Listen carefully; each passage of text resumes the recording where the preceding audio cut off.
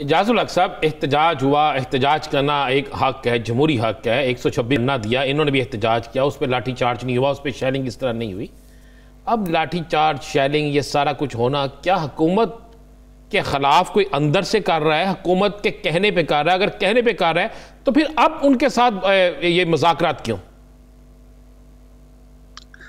پہلی بات تو یہ رانا صاحب کہ یہ جو معاملات اس حد تک جب پہنچتے ہیں تو لازمی بات ہوتی ہے کہ کوئی نہ کوئی حکومت کے اندر سے بھی معاملات کو صحیح طریقے سے ہینڈل نہیں کر رہا ہوتا۔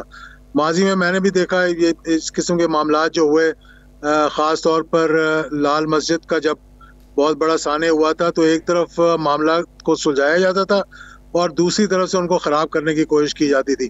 اسی طرح سے موجودہ صورتحال میں بھی میرے خیال میں کچھ یا تو وزارت داخلہ جو ہے وہ زیادہ کمفرٹیبل ہو گئی تھی لاہور کے احتجاج کے بعد جو انہوں نے اجازت دے دی تھی، اور جب جو یہ الیکشن کمیشن کے بعد اس کے سامنے جو احتجاج کی اجازت دے دی تھی، اب وہ کمفرٹیبل ہو گئے تھے، اس لیے انہوں نے کہا کہ آنے دو بھائی، ہم دیکھ لیں گے، ہم نبٹ لیں گے ان سے بھی۔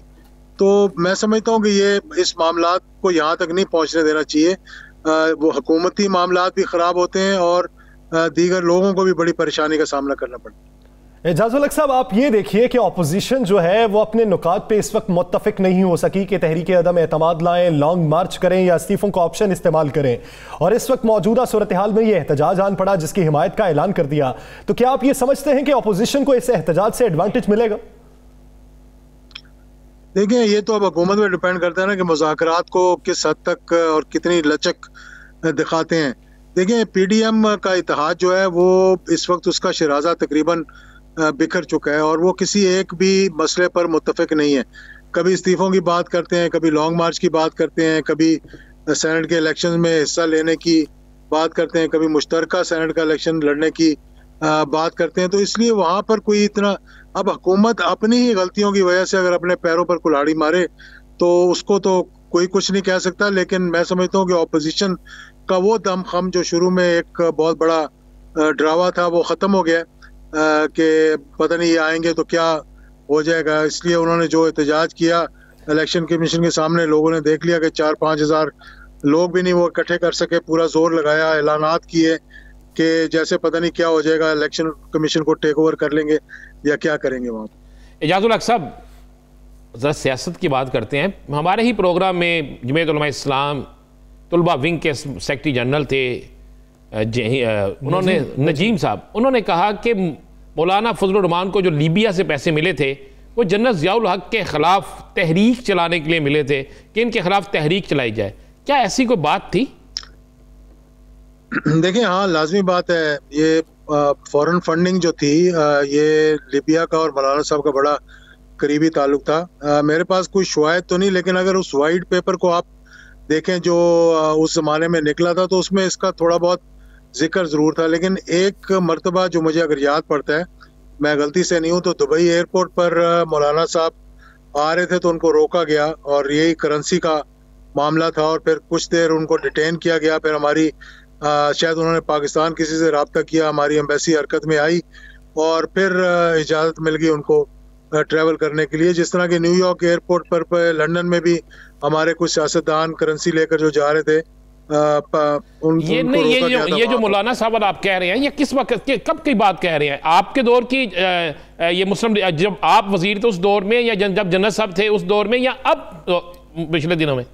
یہ میں جو بات کر رہا ہوں 90s کی بات کر رہا ہوں۔ 90s کے میرے خیال میں، اب یہ معلوم نہیں کہ 97 سے بعد میں تھا یا 97 سے پہلے تھا، اور یہ مجھے یاد بھی نہیں ہے کہ کون سی حکومت تھی، لیکن یہ ضرور مجھے واقعے کا اچھی طرح سے علم ہے اور یہ بالکل حقائق پہ مبنی یہ جو ہوا تھا۔ لیکن دیکھیں نا، یہ جو لیبیا کی بات کی جاتی ہے، یا یہ ایک قسم کا خوش نہیں تھے اس وقت کی جو مارشل لاء کی حکومت تھی اس کے ساتھ۔ تو جن لوگوں نے ایڈوانٹیج لینے کی کوشش کی اور یہ کہہ کر کے جی موجودہ حکومت کے وہ خلاف ہیں، اور یہ 19 MRD کی جب شروع ہوئی تحریک اس وقت زیادہ یہ فورن فنڈنگ آئی، اور اس سے پہلے اگر آپ کو معلوم ہوگا کہ الذوالفقار کے لیے بھی بھارت نے فنڈنگ کی، افغانستان میں ان کو ٹریننگ ملی، سیریا میں ان کو ٹریننگ ملی، اور پھر اس کا فائدہ کچھ سیاسی جماعتوں نے بھی اٹھایا جن کا ان کا تعلق تھا وہاں کی حکومتوں کے ساتھ۔ اعجاز الحق صاحب، اگر آپ سمجھتے ہیں کہ فنڈنگ غیر ملکی رہی ہے تو اب تک ان پر ہاتھ نہ ڈالنے کی وجہ آپ کے ذہن میں کیا آتی ہے؟ دیکھیں، نظریہ ضرورت کی بات ہے ساری. اب جب NRO ہو گیا تھا اس کے بعد تو بہت سے معاملات جو ہے وہ ختم ہو گئے. کون سی پارٹی ہے، مجھے ایک جماعت بتا دیں جس نے باہر سے جس کو فنڈنگ نہ ملی ہو. حکومت بلکہ فوجی حکومتوں کو بھی باہر سے فنڈنگ الیکشنز کو کروانے کے لیے، الیکشنز میں اپنی جو من چاہی جماعتیں ان کو سپورٹ کرنے کے لیے. اب میں ان حکومتوں کا نام نہیں لیتا کیونکہ پھر ہمارے جو خارجی پالیسی فورن افیئرز کے اندر مداخلت ہو جاتی ہے، لیکن اس میں تو کسی کو شک نہیں ہے. اور میرے پاس تو اس چیز کے شواہد بھی موجود ہیں. مجھے معلوم ہے کس کس جماعت کو کس کس حکومت نے کتنا پیسہ دیا، اور یہ بڑی ایک لمبی داستان ہے. جب آپ دیکھیں آپ بڑے سینئر سیاستدان ہیں اعجاز الحق صاحب، اگر آپ کو پتا ہے کہ کس کس کو کتنی فنڈنگ ہوئی تو اس کو بے نقاب ہونا چاہیے، سامنے لانا چاہیے. کیوں نہیں لاتے آپ؟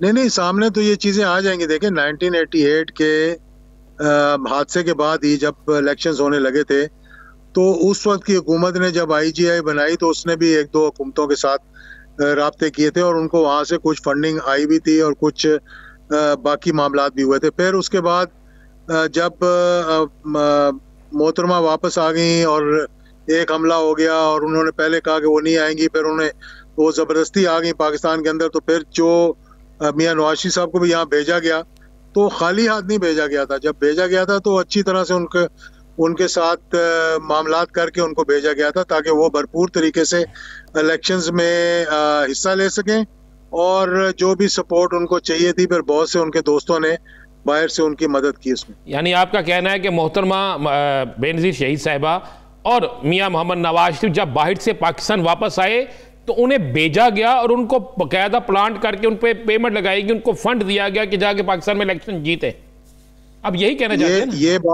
یہ بات آپ کی بجا ہے. میں یہ کہہ رہا تھا کہ جب NRO ہوا تھا تو اس وقت یہ طے کیا گیا تھا، یہ بڑے غور سے سننے کی بات ہے، اس وقت یہ طے کیا گیا تھا کہ محترمہ اور میاں نواز شریف دونوں الیکشن سے پہلے واپس نہیں آئیں گے اور الیکشنز کے بعد واپس آئیں گے. پھر محترمہ نے اس کو وائلیٹ کیا، وہ پاکستان آ گئیں. آپ کو معلوم ہوگا 10 سپٹمبر 2010 میں شاید تھا کہ جب میاں نواز شریف صاحب واپس پاکستان آئے تھے تو سعودی اور لبنان سے حریری اور سعودی انٹیلیجنس کے ہیڈ جو تھے وہ پاکستان آئے تھے.